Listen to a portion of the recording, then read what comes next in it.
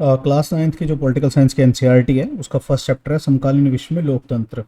तो contemporary world के अंदर जो उस टाइम पे सरकारें चल रही थी, किस तरीके से इवॉल्व हुआ, लोकतंत्र फैला, इन सब का जिक्र है। सल्वाडोर आयंदे का जिक्र देखने को मिलता है। चिले के जो राष्ट्रपति थे 1970 से 73 के अंदर 11 सितंबर 1973 को नौसेना उनका तख्ता पलट कर देती है। और बाकी उन्होंने काफ़ी सोशल वेलफेयर स्कीम्स चलाई थी जिसमें गरीबों और मजदूरों को फ़ायदा देने वाले कार्यक्रम थे। शिक्षा प्रणाली में सुधार किया गया था, भूमिहीन किसानों को मुफ्त जमीन दी गई थी, बच्चों को दूध दिया जाता था। 1973 में उनकी हत्या करके पिनोशे जो थे सैनिक शासन की शुरुआत करते हैं। 1988 तक जो चलता है, करीब 15 साल ये सैनिक शासन रहता है। मिशेल बेशेले चिले की महिला राष्ट्रपति बनती है 2006 के अंदर, और लैटिन अमेरिका की पहली रक्षा मंत्री का पद संभालने वाली महिला होती हैं वे। पोलैंड में लोकतंत्र की शुरुआत कैसे होती है? 1980 के अंदर जारुजेल्स्की की नेतृत्व में पोलिश यूनाइटेड वर्कर्स पार्टी का शासन चल रहा होता है, जो कि एक साम्यवादी दल था, कम्युनिस्ट पार्टी थी। वो साम्यवादी शासन दल के पदाधिकारियों का चुनाव अपनी इच्छा से नहीं कर सकते थे, जिसमें ओके 14 अगस्त 1980 को मजदूरों ने गंडास्क शहर के लेनिन जहाज कारखाने में हड़ताल की, और कानूनी रूप से हड़ताल करना बंद था उनके लिए, और मजदूर संघ भी नहीं बना सकते थे। तो लेक वलेशा जो नेता थे उस हड़ताल में उन मजदूरों के, उन्होंने गंडास्क संधि की, 21 सूत्री करार किया सरकार के साथ, फिर हड़ताल समाप्त की, जिसमें एक नया मजदूर संगठन बना जिसका नाम सोलिडेरिटी था, और जिसको पोलिश में सोलिडर्नोस्क कहा गया। ओके 1989 में स्वतंत्र चुनाव की मांग हुई। 100 सीटें थी टोटल पोलैंड में, जिसमें से 99 पर सोलिडेरिटी जीत दर्ज करती है, और अक्टूबर 1990 में पहली बार पोलैंड में राष्ट्रपति पद के लिए चुनाव हुए, जिसमें लेक वालिशा को जीत मिलती है और वो राष्ट्रपति चुना गया उन्हें।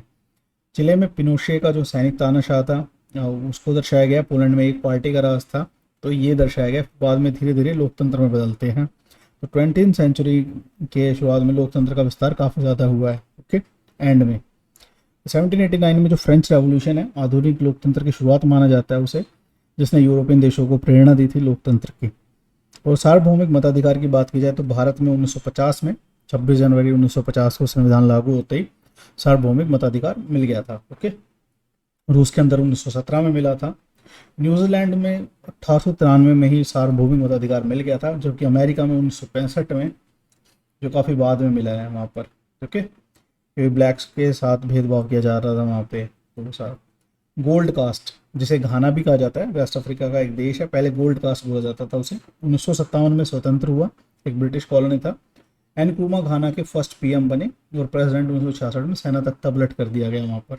पहले प्रेसिडेंट भी थे और पहले पीएम भी थे एनक्रूमा, जो कि नैम नॉन अलाइनमेंट मूवमेंट के भी एक लीडर थे एनक्रूमा घाना से। उनका तख्ता पलट किया गया 1966 में। यूएसएसआर में पहले 15 गणराज्य सम्मिलित थे। 1991 में जो विघटन हुआ तो सब अलग अलग बन गए। कजाकिस्तान, उज्बेकिस्तान, ये सब शामिल थे इस तरीके के। यूक्रेन आज का ये सारा, पोलैंड, ये सब उसका पार्ट हुआ करते थे।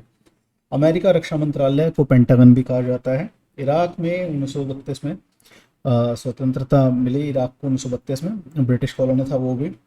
1968 में अरब सोशलिस्ट बाथ पार्टी के द्वारा तख्ता पलट किया गया, जिसके लीडर जिसमें सद्दाम हुसैन थे। 1979 में सद्दाम हुसैन राष्ट्रपति बनते हैं, और 2003 में अमेरिका और जो अलाइज अमेरिका के, वो वॉर अगेंस्ट टेरर डिक्लेयर करके इराक पर हमला कर देते हैं, ये आरोप लगा कि वो मास डिस्ट्रक्शन के वेपन बना रहा है, और वहाँ पे सद्दाम हुसैन को हटा देते हैं, फांसी पर चढ़ा देते हैं, और एक अंतरिम सरकार बनाई जाती है, और 2004 में चुनाव करवाए जाते हैं। अब चैप्टर 2 पर आते हैं। लोकतंत्र क्या है, लोकतंत्र क्यों, ये चैप्टर का नाम है, जिसमें लोगों के लिए, लोगों की और लोगों द्वारा चलने वाली शासन व्यवस्था को ही लोकतंत्र कहते हैं का जिक्र देखने को मिलता है, जो कि अब्राहम लिंकन द्वारा दी गई लोकतंत्र की डेफिनेशन थी। जो डेमोक्रेसी वर्ड है वो डेमो और क्रेशिया से बन के मिला है, जिसमें डेमो का अर्थ होता है लोग एंड क्रेशिया का अर्थ होता है शासन, जो कि एक ग्रीक वर्ड है, यूनानी शब्द है। और सरल भाषा लोकतंत्र की ये होगी कि लोकतंत्र शासन का वह रूप है जिसमें शासकों का चुनाव लोगों द्वारा किया जाता है। ओके अक्टूबर 1999 में पाकिस्तान में जनरल परवेज मुशर्रफ ने सरकार का तख्ता पलट कर दिया, और 2002 में लीगल फ्रेमवर्क ऑर्डर के सहयोग से पाकिस्तान का संविधान बदल दिया। और चाइना की संसद को क्वानगुओ रेमेमन दाइवायो दाहुई राष्ट्रीय जन संसद कहा जाता है। ठीक है, उसका नाम है Chinese, and to be honest it's a tongue twister for me, so leave it. सेना कुछ सदस्यों का चुनाव करती है जो और चाइनीज़ कम्युनिस्ट पार्टी से चुनाव लड़ने की अनुमति लेनी होती है उन्हें, और किसी को चुनाव लड़ना है तो। मैक्सिको की बात करें, वहाँ पे 1930 में आज़ाद हुआ और हर 6 साल बाद राष्ट्रपति के लिए मतदान होता है वहाँ पे। कभी तानाशाही फौजी शासन नहीं आया वहाँ पर। 2000 तक पीआरआई का शासन रहा, इंस्टीट्यूशनल रेवोल्यूशनरी पार्टी चुनाव जीतती रही, जो कि निष्पक्ष नहीं थे। ये सब देखने को मिलता है, धांधली की जाती थी उन चुनाव के अंदर। इस सब का जिक्र हमें उस चैप्टर में उस स्पेसिफिक टॉपिक पे देखने को मिलता है।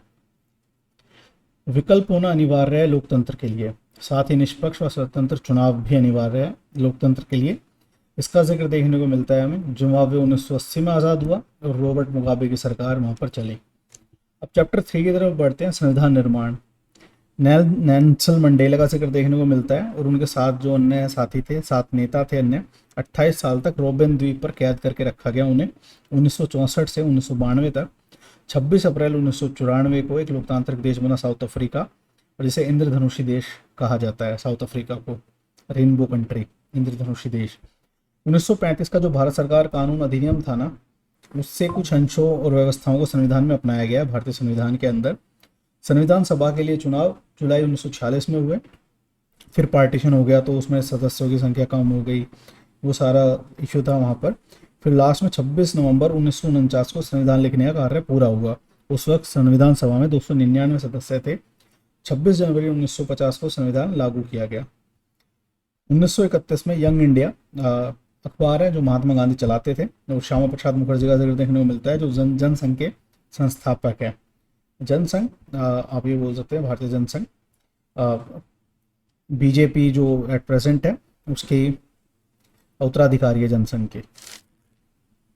चैप्टर 4 चुनावी राजनीति। न्याय युद्ध आंदोलन चौधरी देवीलाल ने शुरू किया 1987 में। न्याय युद्ध आंदोलन, हरियाणा लोकदल पार्टी बनाई उन्होंने। क्षेत्र विशेष पर आधारित प्रतिनिधित्व प्रणाली, 543 लोकसभा सीटें निर्वाचन क्षेत्र में तय की है। कारण इसका प्रत्येक चुनाव क्षेत्र में मतदाताओं की संख्या एक समान हो। 543 लोकसभा सीटें क्यों हैं? क्योंकि इसका परिसीमन जो अधिकारी होते हैं वो तय करते हैं, जनसंख्या के अनुपात में सीटों का बंटवारा किया जाता है। लोकसभा में 120 सीटें आरक्षित है, 79 एससी के लिए, 41 एसटी के लिए, आबादी के परसेंटेज के आधार पर। ग्रामीण व शहरी निकायों में 1/3 सीट महिलाओं के लिए आरक्षित है, जिसकी मांग चल रही है कि संसद में भी वो हो। उम्मीदवार बनने के लिए न्यूनतम आयु 25 वर्ष। अपराधियों, दिमागी असंतुलन वाले कुछ व्यक्तियों पर रोक है। गरीबी हटाओ का नारा 1971 में इंदिरा गांधी ने दिया, कांग्रेस सरकार ने।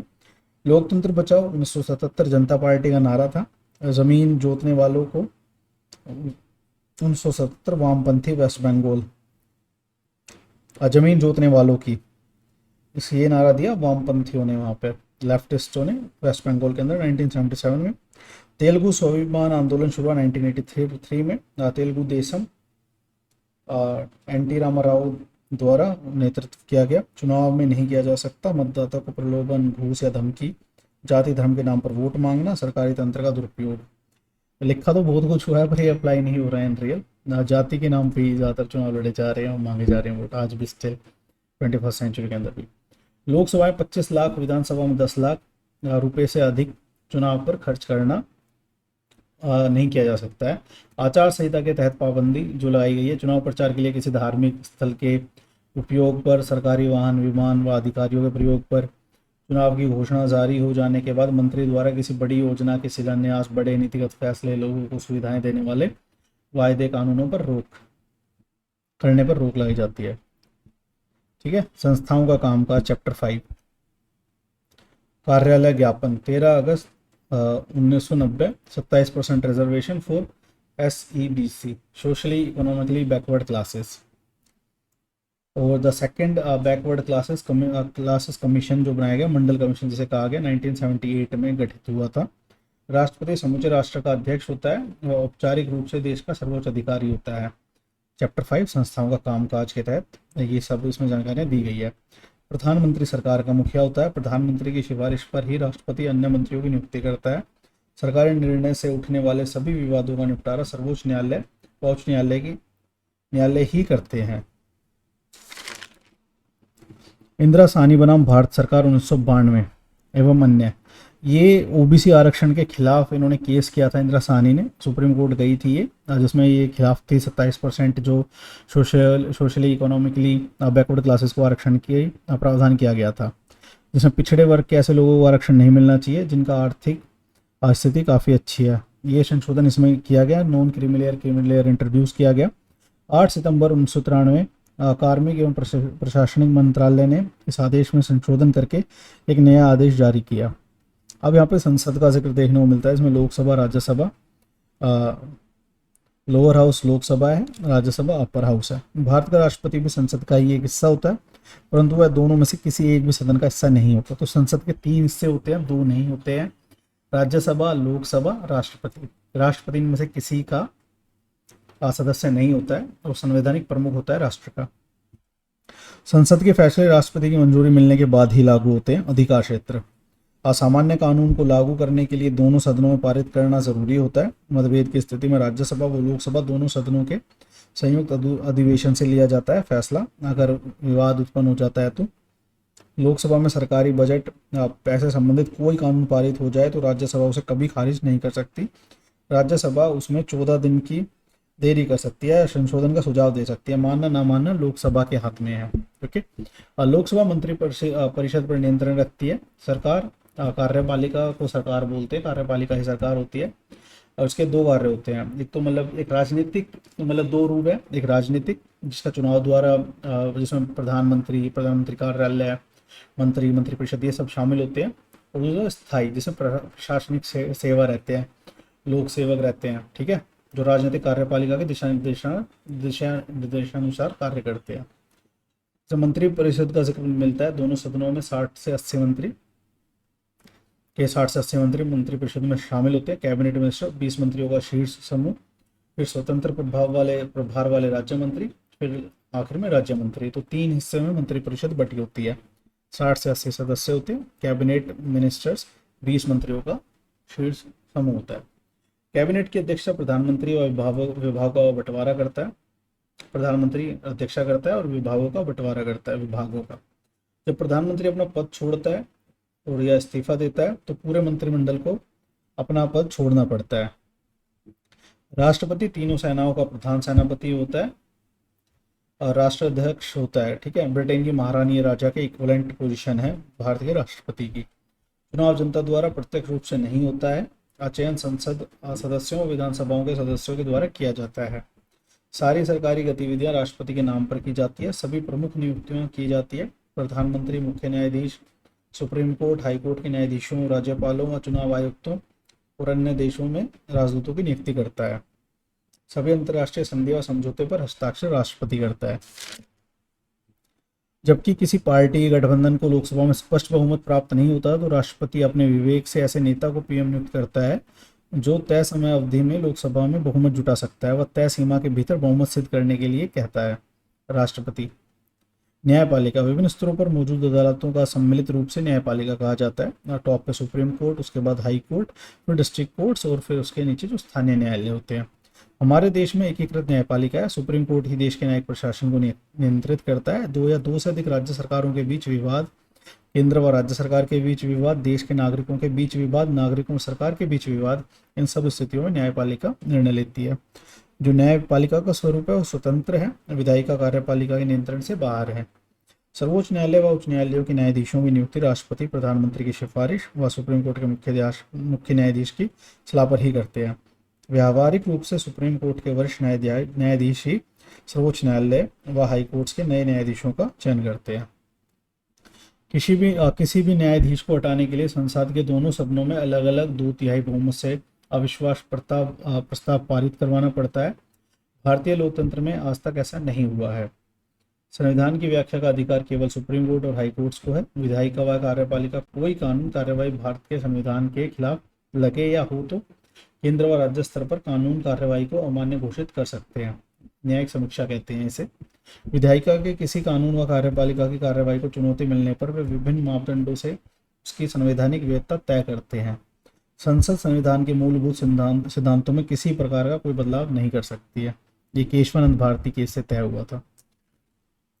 चैप्टर 6 लोकतांत्रिक अधिकार। ग्वांतानामो बे जेल अमेरिका में है, क्यूबा के निकट टापू पे। सऊदी अरब केवल मुसलमानों को नागरिकता मिलती है सऊदी अरब के अंदर। कोसोवो पहले यूगोस्लाविया का भाग था, यूगोस्लाविया। सर्व अल्बेनियाई अल्पसंख्यक नगर। अब मगर कोसोवो बहुसंख्यक थे में अधिक थे कोसोवो में, ठीक है। अल्बेनियाई लोग कोसोवो में अधिक थे। अधिकार लोगों के तार्किक दावे होते हैं जिनके समाज की सहमति व अदालतों द्वारा मान्यता मिली होती है। लोकतंत्र की स्थापना के लिए अधिकारों का होना बहुत जरूरी है। मौलिक अधिकार 6 है जो भारतीय संविधान देता है। शोषण के समानता, स्वतंत्रता, धार्मिक स्वतंत्रता, संवैधानिक उपचार, शोषण के विरुद्ध अधिकार, शैक्षिक व सांस्कृतिक अधिकार। भारत सरकार भारतीय किसी भी नागरिक को कानून के समक्ष समानता या संरक्षण के मामले में समानता के उसके अधिकार से वंचित नहीं कर सकती है। स्वतंत्रता का अधिकार, अभिव्यक्ति की स्वतंत्रता है, इसके तहत शांतिपूर्ण ढंग से सभा करने की स्वतंत्रता, संघीय संगठन बनाने की स्वतंत्रता, देश में कहीं भी घूमने की स्वतंत्रता, देश के सभी भागों में रहने बसने की स्वतंत्रता, कोई भी काम धंधा व पेशा चुनने की स्वतंत्रता।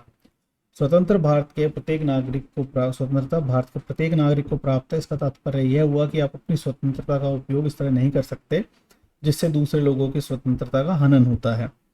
Salman Rushdie Satanic versus book पर भारत सरकार द्वारा प्रतिबंध लगाया गया।